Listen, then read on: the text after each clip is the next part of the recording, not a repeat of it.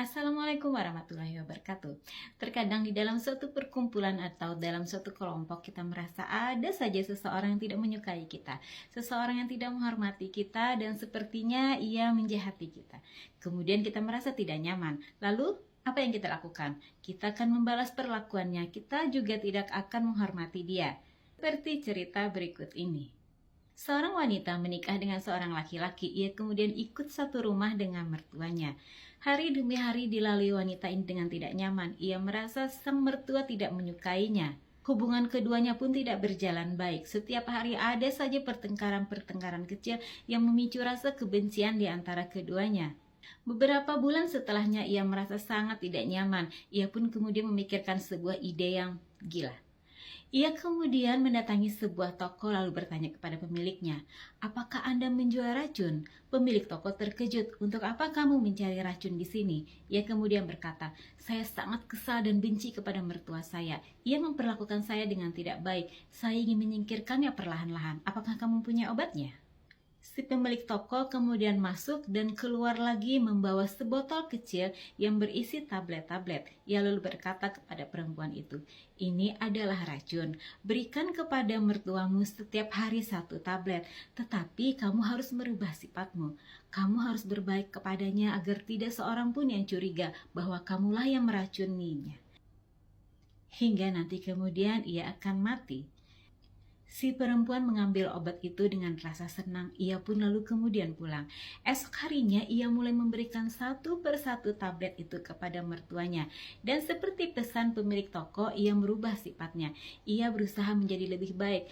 Setiap peristiwa yang tidak menyenangkan yang dilakukan oleh mertuanya akan ia balas dengan kebaikan. Ia menahan setiap emosi-emosi setiap terjadi pertikaian di antara keduanya. Setiap hari ia sangat memperhatikan mertuanya karena ia ingin tahu dan penasaran apakah obat itu sudah bereaksi atau tidak untuk meracuni mertuanya.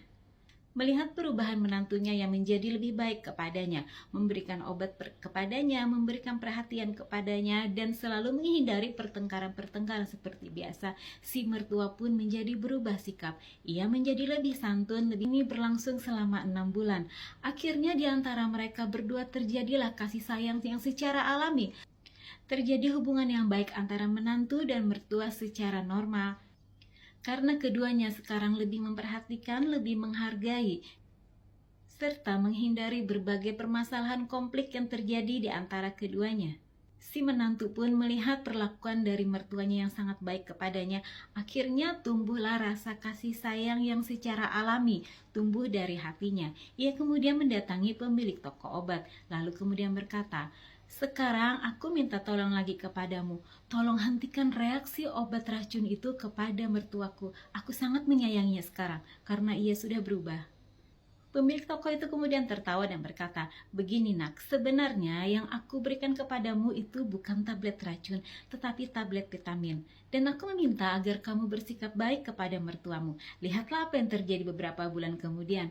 Ketika kamu memberikan hal yang baik kepada mertuamu, apa yang kamu dapatkan?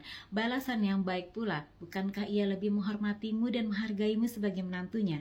Begitulah yang terjadi di dalam hidup kita. Terkadang kita menganggap orang lain berbuat jahat dan berlaku buruk kepada kita. Coba kita kembalikan kepada diri kita sendiri. Apakah itu berasal dari kita sendiri atau memang tabiat dari orang lain yang ingin berbuat jahat kepada kita? Sebuah kebaikan akan kembali kepada pemiliknya. Jika kita berlaku baik kepada orang lain, maka hal yang baik pula akan kembali kepada kita. Hilangkan rasa kebencian dan rasa egois. Perlakukan orang-orang sekitarmu dengan baik sebagaimana kamu ingin diperlakukan baik oleh orang-orang di sekelilingmu.